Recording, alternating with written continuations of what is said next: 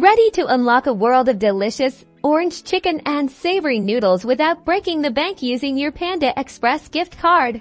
Let's dive right into how you can easily redeem that Panda Express gift card and treat yourself to a tasty meal. First, locate your Panda Express gift card. It's usually a rectangular card, often with the Panda Express logo prominently displayed. Check the back. You'll need to find the gift card number and, if applicable, a security code.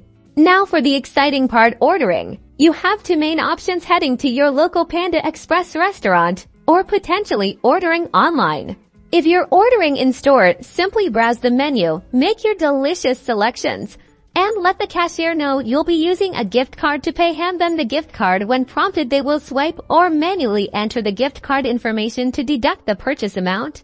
Want to order online? Head to the Panda Express website or app and build your order. Proceed to the checkout page. Look for the gift card payment option. If you see it, click on it, then enter your gift card number and the security code. If required, the system will apply the gift card balance to your order. Just a quick recap. Step 1, locate the card details. Step 2, order your food at the store or online. Step 3, redeem the card for the total bill amount. And that's it. Using your Panda Express gift card is super easy. Now go enjoy that delicious meal and treat yourself.